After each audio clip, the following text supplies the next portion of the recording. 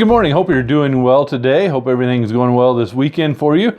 I'm looking forward to the time when we can get back together, and it is going to be over soon, hopefully. There will be a time in which we are able to resume meeting again. This week we are looking at the second official lesson. We had an intro, and then last week we had our first official lesson. And so this was our second official lesson on the series of inadequate. This week we're going to be looking at Gideon. Now for me, I've never really considered myself a powerhouse at things. Probably growing up the way I did in my lifestyle, I was never really, super great at a lot of things. And so I didn't really have a lot of things that I could probably boast about, or I wasn't necessarily the fastest in my class by any means, probably even really close to the bottom. And I wasn't always the most talented person in my class. Sometimes even in sports, looking back on it, I kind of joke that I was a participant and not a competitor. But I enjoyed playing, and I still enjoy being active with sports and such. But I was never, like I say, considered a powerhouse as we go through it. As today we are looking at Gideon, the story of Gideon. I don't know how much you know about him, but we'll be looking at the majority of his narrative in Judges chapter 6 and 7 today. But even though he has a lot of greatness to our story today, in the Hall of Faith in Hebrews chapter 11, he's not even really considered in that. There's a whole bunch of people that are mentioned in that chapter, but he is kind of mentioned as kind of something at the very end. In Hebrews 11:32, it talks about the idea that though I know there's so many more characters I could talk about, I don't really have time for them. And so Gideon was one of those that the Hebrew writer didn't really have time to write about, unfortunately. But I know that he could probably find some neat things to write about him. And in fact, actually, even the Hebrew writer just writes a few things about each one, but he could probably find something good about Gideon, as we'll be looking at Gideon's story today. And I'm sure you've heard of Gideon, and if you haven't, or if you have heard of Gideon, you can probably relate to some of his story. But if you haven't, you will see today a little bit of what is going on in his life. But he is not a man of a powerhouse either. He's kind of a man that has a weakness. And he goes through, if you do know a story, you either know about that weakness or you know about the test of faith, if you will, that comes about with his story. And we're going to see a little bit of both. But he starts out very inadequate within his story, but at the very end, or towards the end, or in the middle of it, actually, we will see how he is inadequate, that he is in the position to be adequate because he has God on his side, and God is working there for him, and an amazing thing happens because of that, and it even transpires or even follows that. It's not even just one event. There's actually a few of them that come about because of his faith in God. And so we're going to keep this verse in mind that we are using as kind of the spine for this series of inadequate, this text. It comes from 2 Corinthians chapter 3, 4 through the first part of 6. And it says this: "Now we have such a confidence in God through Christ. Not that we are adequate in ourselves to consider anything as if it were coming from ourselves, but our adequacy is from God, who made us adequate to be servants of a new covenant." And so as we get into this lesson, we're going to see the Israelites' choices or their inadequacies within that, and what kind of sets up Gideon to kind of show his inadequacies. We'll be looking at Judges chapter 6, 1 through 10 within that. So if you want to follow along, we'll be reading through that. "The Israelites did evil in the eyes of the Lord for 7 years. He gave them into the hands of the Midianites. Because the power of Midian was so oppressive, the Israelites prepared shelters for themselves in mountain clefts, caves, and strongholds. Whenever the Israelites planted their crops, the Midianites, Amalekites, and other eastern peoples invaded the country. They camped on the land and ruined the crops all the way to Gaza, and did not spare a living thing for Israel, neither sheep nor cattle nor donkeys. And they came up with their livestock and their tents like swarms of locusts. It was impossible to count them or their camels. They invaded the land to ravage it. Midian so impoverished the Israelites that they cried out to the Lord for help. And when the Israelites cried out to the Lord because of Midian, he sent them a prophet who said, 'This is what the Lord, the God of Israel, says. I brought you up out of Egypt, out of the land of slavery. I rescued you from the hand of the Egyptians, and I delivered you from the hand of your oppressors. I drove them out before you and gave you their land. I said to you, I am the Lord your God. Do not worship the gods of the Amorites, in whose land you live. But you have not listened to me. You know, I'm thankful that God is such a compassionate God, such a slow to anger type of God. And I'm sure if God were not that, and just think about all the different, if you don't know anything about the Judges or the book of Judges, if you read through that, you would know that God has to be a slow to anger type of God. He has to be a very compassionate God, because I can imagine with all of this that goes on up and down with the Israelites' faith throughout the book of Judges, not counting books before that or even books behind that, the concept of His graciousness is just overwhelming to think about, because He goes through this time and He forgives them and He gives them somebody to bring them peace over and over again. And Gideon is one of those judges who does end up bringing them peace in the land. But if I was God, I would probably have just thrown up my hands sometime in there and just been over with. We may not have got to any of the other books after Judges, and maybe not even made it to very many of the Judges, as there were several of them. But God is allowing this to happen. He's allowing this schoolyard situation to happen, this picking on, this bullying from the Midianites, because of, I think, just to help them learn a lesson from it. But no matter what the Israelites do, the Midianites are simply ruining their life. And God is not quick to take them out of the situation, as we see as we look back in 8 through 10, as it says, "This is what the Lord will do. The God of Israel says, I brought you up out of Egypt, out of the land of slavery. I rescued you from the hands of the Egyptians, and I delivered you from the hand of all your oppressors. I drove them out before you and gave you their land. I said to you, I am the Lord your God. Do not worship the gods of the Amorites, in whose land you live. But you have not listened to me." I mean, when you think about that, that's kind of an ouch moment. I mean, that God is doing this. He is saying, I know you're crying out. I know I've heard you, but you did not do what you were supposed to do. And so I'm going to kind of let you suffer a little bit. Let you suffer in what is going on. I mean, I would not want to be in that time to know that God was letting me suffer. And there probably has been times in my life in which God has been letting me suffer. But I know that that wouldn't be anything that I want to look back on and think, why did you do that, God? But how many people who are in the world are probably and possibly thinking about this about God? That He is wondering, or they are wondering, why are you letting me suffer? Or why are you letting certain people suffer? And they kind of, it causes them to turn away from God a little bit because of that. And so now we're meeting Gideon. We have just heard about the Israelites and the Midianites oppressing them. But now in the next section we meet Gideon. And we're going to be looking at Judges 6, 11 through 18 now as we continue on with this section. And it says, "The angel of the Lord came and sat down under the oak of the Ophrah that was belonged to Joash the Abiezrite, where his son Gideon was threshing wheat in a winepress to keep it from the Midianites.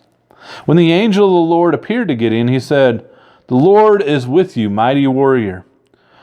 'Pardon me, my Lord,' Gideon replied, 'but the Lord is with us. Why has all this happened to us? Where are all His wonders that our ancestors told us about when they said, did not the Lord bring us up out of Egypt? But now the Lord has abandoned us and given us into the hand of Midian.' The Lord turned to him and said, 'Go in the strength you have and save Israel out of Midian's hand. Am I not sending you?' 'Pardon me, my Lord,' Gideon replied, 'but how can I save Israel? My clan is the weakest in Manasseh, and I am the least in my family.' The Lord answered, 'I will be with you, and you will strike down all the Midianites, leaving none alive.' Gideon replied, 'If now I have found favor in your eyes, give me a sign that is really you talking to me. And please do not go away until I come back and bring my offering and set it before you.' And the Lord said, 'I will wait until your return.'" Picture a play. Picture a play about Gideon, and Gideon is there threshing the wheat in the winepress. You know, he's trying to keep it away from the Midianites. I think it's kind of a camouflage situation. But as he is there working, kind of in the background, you see this angel or this figure coming in.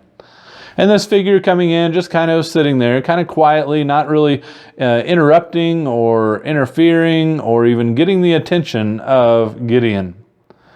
And then all of a sudden, as Gideon is there, he's kind of talking, or the angel talks to him. You know, we really don't know how much time took place between verse 11 and verse 12. As this angel comes in and it sits under the oak, and then at the time whenever it visits with Gideon. We don't know exactly how much that time. It could have been 10 minutes. It could have been 30 minutes. It could have been a number of minutes there between that as he was watching him work to see what he was doing. But the angel comes onto the scene and Gideon replies, and I think he's replying a lot with doubt. But the angel's description of Gideon is inadequate. In other words, he calls him a mighty warrior. And so the idea that he is inadequate, he already knows, the angel already knows that Gideon is the one to be chosen here, the one that can do the job for taking care of the Israelites and rescuing them from the Midianites with God's help. He seems to already know that as he is talking to him and describing him as that mighty warrior. And so when the angel comes, it's probably not in Gideon's daily plan to see him and to talk to him, as it wouldn't be in mine. And even though they lived in a different time frame back then, I know that it definitely still wasn't his. As he was a little bit nervous and a little bit surprised that this angel is here, an angel is talking to him. You know, when I read this, it was hard not to read it in an English accent or a British accent. Would be thinking about the idea of lords, because they had those back, or they still do, back over in Britain. And so to think about the idea of someone talking and referring to someone as my lord almost sounds British to me. But we definitely see doubt in Gideon here. You know, if God is with us, then why is he letting these bad things happen? Is kind of what he says in the first place, as Gideon is addressing the angel. And then secondly, he says, well, how can I save Israel as my family is the weakest and I am the weakest in my family? So that's even almost double weak, if you will. And then, of course, the last one, he talks about asking for a sign. He wants to have a sign there to be able to show that God is who he is. You know, this is kind of the antithesis or the opposite of Isaiah's response to God's calling. Back in Isaiah chapter 6 and verse 8, when God is calling Isaiah and he says, "Here am I, send me." Here we see Gideon almost saying the complete opposite. He says, "Here am I, do not send me." He doesn't want to be sent at all. He doesn't want to have this assignment. You know, and too often we see men and women struggling with their call from God, but maybe asking about why they've been called and what the reason is that they are being called to the assignment, or thinking about that. You know, thinking, why is God calling you to that? You know, he obviously has a reason for that. You know, God calls smart, intelligent people who are he knows is willing to do, are able to do the job, that has talents to be able to do the job that he is wanting them to do. But though we have doubts and questions, sometimes that's not the big deal. It's the idea of not doubting in God, but doubting in ourselves that's a problem. And he wants us to do something for him. Even though we have questions, we don't run from him, we run to him. But Gideon came up with several excuses, as we see these three. You know, I'm sure we've come up with our fair share too as we go through our lifetime. But wouldn't it be nice sometimes to have the opportunity to interact with God the way that Gideon did? You know, I know that he has different insecurities, but at the same time, you know, he knows that God is there and he believes in God. But at the same time, God is also a very compassionate God, as he is willing to wait on Gideon. He's willing to wait on him there as he is, you know, going to get something to sacrifice to him. And though the sign part, as we will get into a little bit later, as Gideon is asking for a sign, you know, may not be something we can have today. I really still feel that sometimes God does put something quite evident in our way to give us a little bit of a sign. You know, you may say all kinds of negative self-talk to yourself, but at the same time, you know, God is still there. He's still willing for us to come to him and to be able to ask Him for help. And the idea that though we may say all kinds of negative self-talk, God still wants us. And He still asks for us to come to Him. And I want you to look at this song as you see this in this brief little intermission. And I want you to think about the song and what the words say and how it could inspire you to get through many difficult times. That though you say maybe certain things, but God says, and that's the you say also, God says that you can do awesome things. And so you believe in Him. You believe Him that He is going to do what He says. And so listen to this song.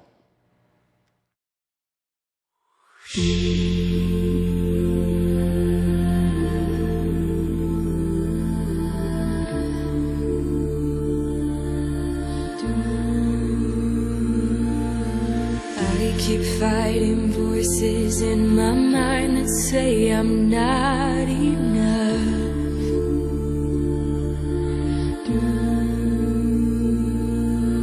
Every single lie that tells me I will never measure up.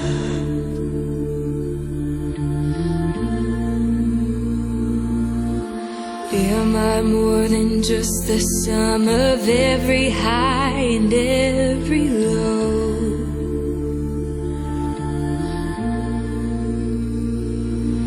Remind me once again just who I am, 'cause I need to know. Ooh, you say I am loved, but I can't feel a thing. You say I am strong, I think I am weak. You say I am held when I am falling short, when I don't belong. Oh, you say I am yours, and I believe.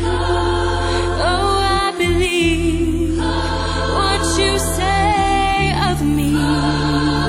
I believe.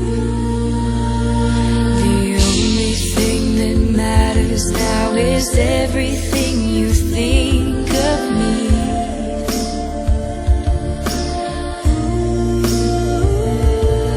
In you I find my worth, in you I find my identity.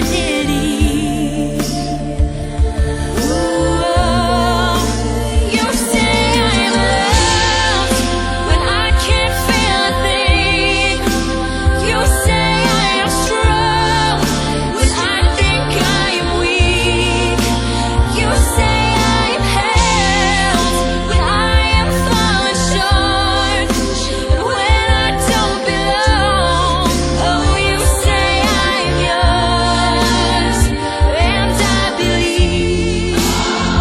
Oh, I believe what you say of me. I believe.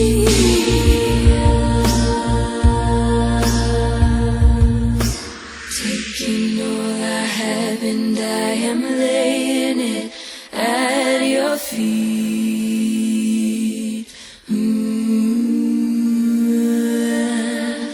You'll have every failure, God. Oh, you'll have every victory.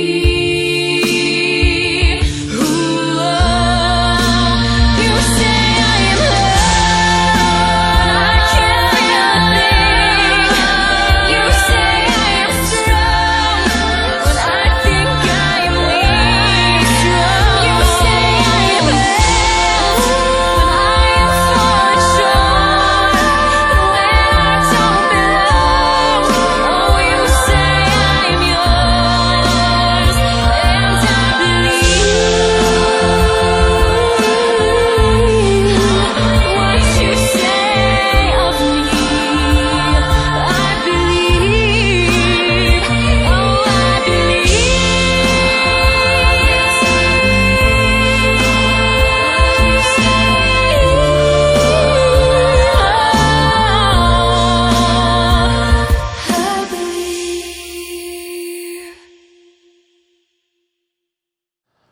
So now we've seen the people from Israel and their choices. And then we also saw Gideon and his inadequacies.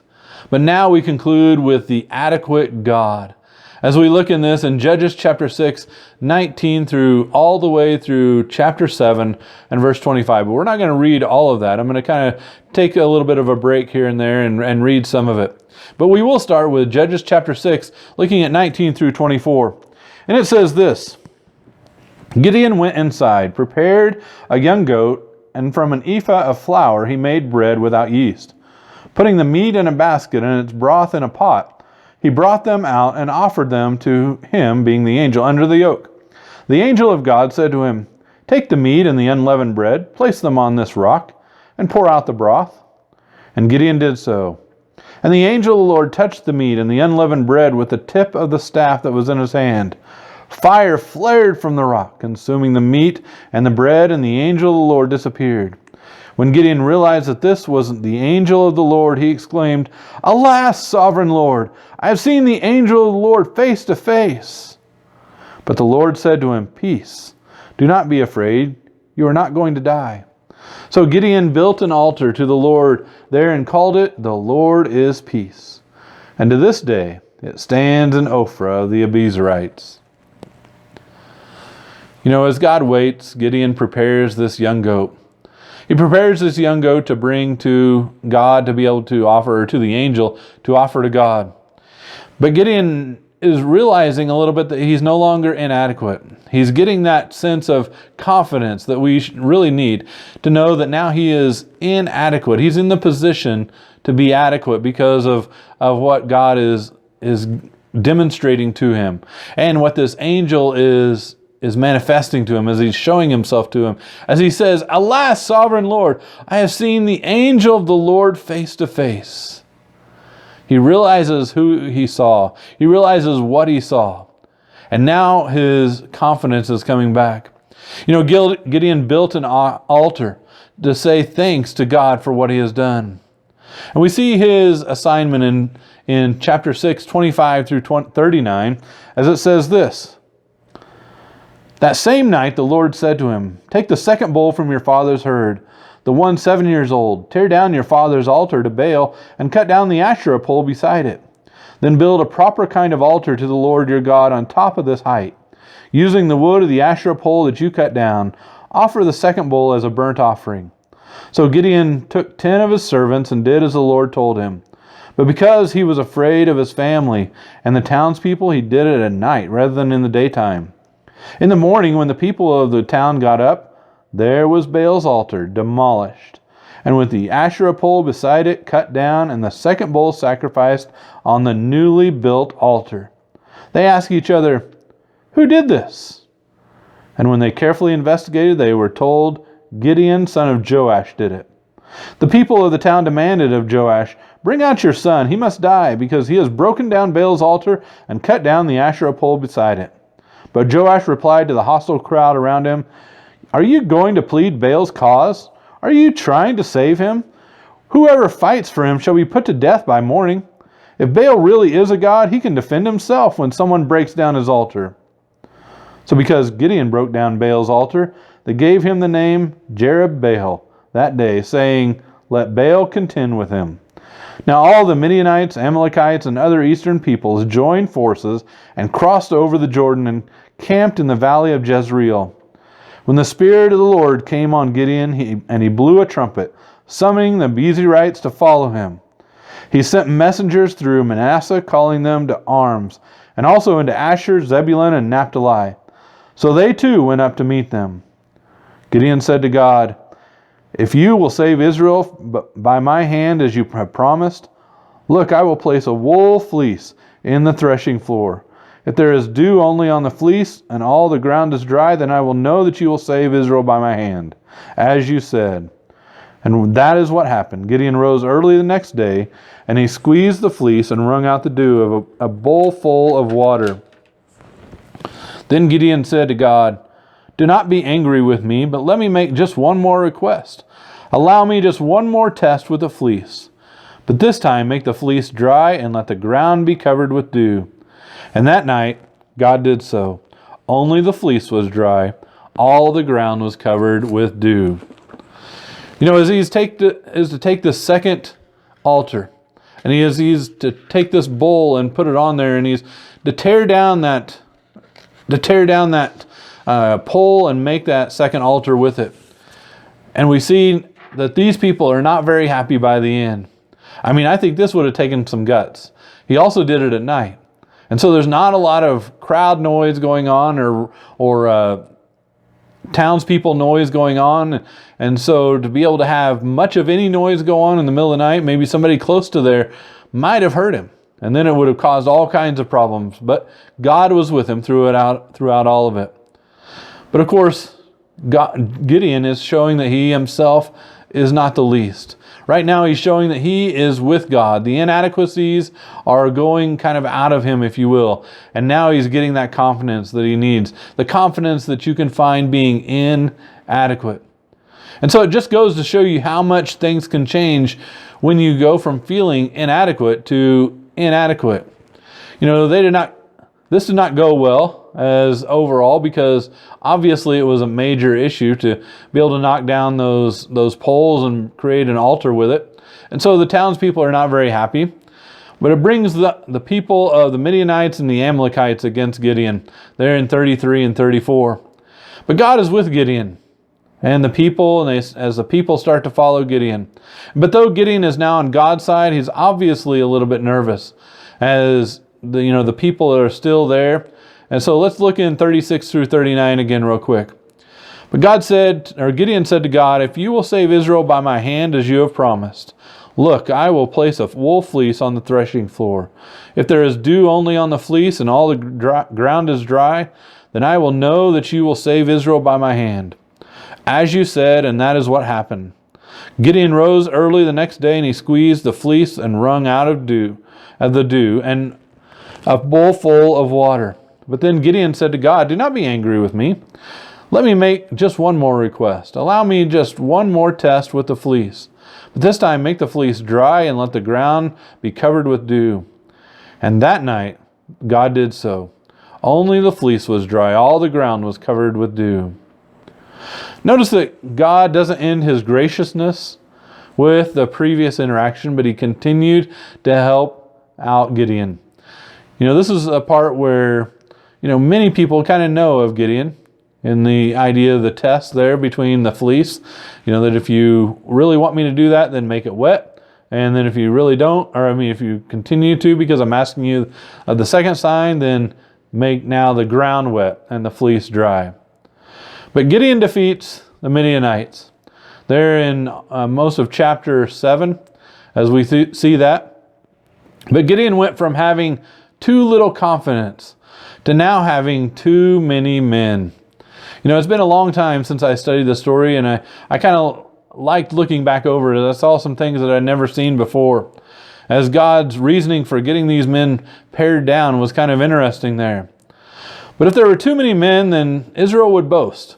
As God says, Israel would boast about their victories that they're going to have. And so he needs to get it down. He needs to help them to be humble a little bit, to help them to have too few of men, as we will see. It kind of reminds me of Ephesians chapter 2 and verse 9, where it talks about that we are saved by grace. We being as Christians. We are saved by grace so that no man can boast. Because if grace was based on us or based on what we could do, then the fact that we would be boasting or we'd be maybe bragging or very prideful with all of that. But God tells Gideon to tell the people that if anybody is nervous or if they are terrified, then they can go ahead and go. And so they start out with 32,000 men, and 22,000 of them are nervous or scared. They decide that they need to go back home. And so now we're down to 10,000 people. Nearly 2/3 of them went home. And so now there were still too many men. Now Gideon has to take these men and he has to take them and see how they drink. If they drink a certain way, they're going home. And so there are a certain number of men that drink the wrong way. The majority of them, a vast, vast majority of them drink the wrong way. In fact, out of that 10,000, 9,700 of them drink the wrong way. Now they drink with their face to the water as they kneel down to drink. Others, they would cup it up and they would lap it out of their hand. And I would presume, now this is just total speculation. I don't know if I've been taught this or heard this or just my own speculation. But the idea that when you bring it up to your mouth, you have better visual. You're able to see better. But if you're down into the water, then you're not able to see if you're facing like this. And so that's my reckoning behind that. I'm kind of thinking that those were the people that would be more prepared for any kind of a battle. But as he is helping Gideon, and he is going to help him defeat this large Midianite army, Gideon is still not totally confident, which is really good overall. He shouldn't be totally confident, and it should make him a little bit nervous now that he's down to these 300. But let's look at 9 through 12 of chapter 7. He says, "Get up, go down against the camp, because I am going to give you into their hands. If you are afraid to attack, go down to the camp with your servant Purah, and listen to what they are saying. Afterward, you will be encouraged to attack the camp." So he and Purah and his servant went down to the outposts of the camp. So they were able to hear something that was, as God was saying, was going to be something encouraging. But if he was totally confident, then he would no longer be totally about him, or he would be more about himself, and he wouldn't be about inadequate. In other words, he would not be the idea of inadequate, that he would be relying on God. But at the end of the chapter, we see him definitely being in the position of being adequate, being with God, because he takes care of these bullies, the Midianites, and they are no longer going to be bothering Israel. But unfortunately, it did only last for a small period of time. In fact, it lasted only about 40 years for this peace. And then the Israelites were back. They were actually even serving they were worshiping the Baal worship again. They were going back, no longer worshiping the God of Israel, but now they were worshiping idol worship again, unfortunately. You may be nervous when God calls you. You may want to step back and want to just kind of not go forward when God gives you an assignment. You may see the list of things that God is asking you to do, and maybe you made a pro and con list, and those cons definitely outweigh the pros, whether it's in numbers or maybe it's even in mentally outweighing them, because you're thinking, that's a little hard for me to wrap my brain around, and so I'm going to be thinking, I'm going to bow out this time. I'm going to make an excuse for not helping out God. You may see your inadequacies that outweigh your faith. But rest assured that God sees something in you. He sees something in you, your talents, your abilities, the idea that He sees something in you to be able to get you through this. And so as we go through, I want you to just think about all this. God bless.